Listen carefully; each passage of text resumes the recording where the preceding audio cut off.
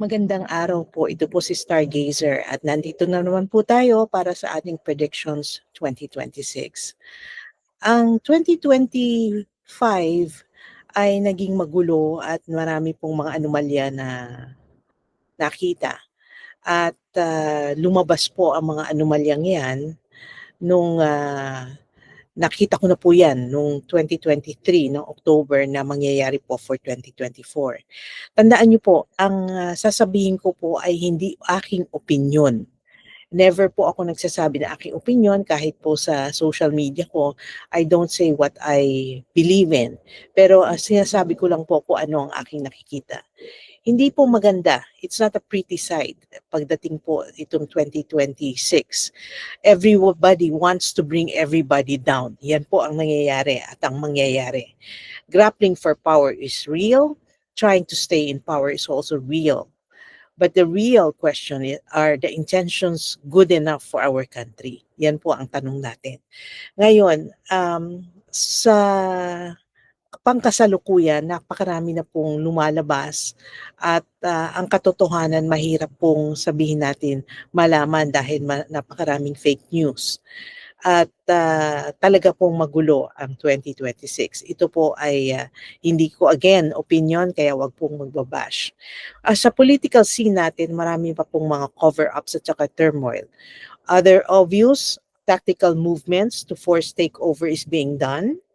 Changes in testimonies and a futile attempt to disrupt proceedings nandyan po. More script writing, asahan natin, more script writing. Changes in sabi mo na mga alyado, nagbabago rin ang mga kaalyaduhan, merong magte-turncoat. Yan, more international efforts to catch certain personalities, nandyan po. Because of this, some will go in hiding. Meron po magtatago. More mudslinging, more lies and cover-ups on both sides. Yan po hindi lang po sa isang kampo, kundi pareho ang magtataguan. Blood ties definitely are gone. The wrong will be corrected and some truth upheld, but again, people will not be satisfied. Meron pa rin talaga sasabihin ang mga tao. Kahit na sabihin mo may ginagawa na, meron pa rin talaga silang masasabi. Nation will be divided. Rebel groups po will create havoc and confusion. Insurrection will be in place. Insurgency problems po talaga pong mag-i-increase because they will be instigated by some. Grand chaos still over the flood projects at may lalabas pa ring iba, no? At marami pa pong mga lugar ang makikitaan ng mga anomalies na yan. Many will go in hiding and will instigate rebellion para maka-evade po ng charges. Tandaan nyo, the more po na hinahabol dun sa mga charges na yan, the more po nagagawa ng gulo. Some erring parties will get away and hide, more warrants to be issued, and senators to go in hiding. Some foreign intervention po, nakikita ko, merong hand ang ibang mga sabi mo, foreign countries, no?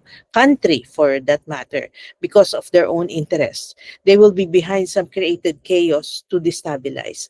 An effort is really there for takeover and avoid what is to happen in a few months. In a few months, meron po kasi talagang major na mangyayari. Marami pong destabilization ang mangyayari din. Cover-ups talaga po on both sides. The thinking class will have their share of uprising. They will not agree to destabilization or turnover of power to the wicked ones. Abuses of authority is imminent. A lot of underground activities supporting change of leadership. But this will be foiled and exposed. Meron pong mga maiingay, may loose cannon mouth na tayo talagang magkakamali at magkakamali pa rin sa kanya sinasabi. A big secret will be revealed and this will determine the fate of some. Conviction of criminals but not without a fight. Female political analysts will get the flack. Cabinet secretaries on fire. Now, another po, nakikita ko a business tycoon will have serious health issues and a Nepo child will be controversial. Nakikita ko rin po ang Mount Bulusan. Sa international scene, may nakikita akong plane crash in water, amusement park accident, rodeo accident, tower collapsing, Vietnam serious flooding, waters turning black, exodus of birds, a church on fire done by extremists. Wars will abound. Sometimes silent ones will happen even if the world is watching. Arabic conflict scene, magtutuloy-tuloy pa rin ang conflict sa Arabic countries. Kurdish rebels will become active, very active. Bombing of an international airport, bombing of a market in the Middle East. Japan strong po na earthquake. Asian country change of administration. Disease outbreak in a cold country. Disease severely affecting cattle and horses. Big factory accident in China. Iran pronouncements. Yemen and Bulgaria in the news. A big department store chain will announce its closing soon or closing down.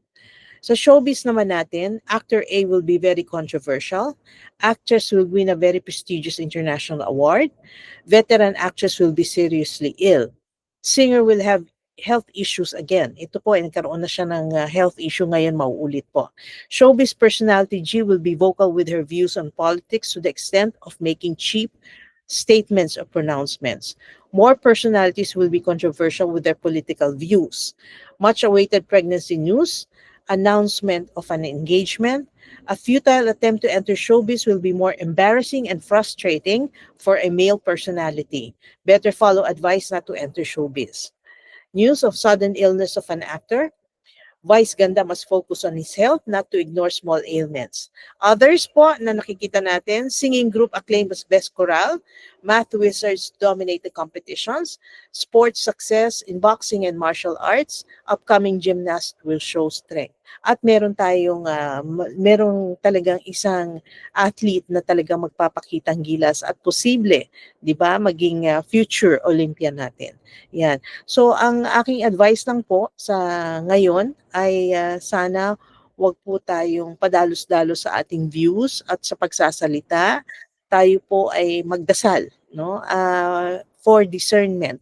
At wag po natin papaibabawin ang emotions, lalong-lalo na sa social media. Tandaan niyo po, ang kalaban natin hindi kapwa Filipino.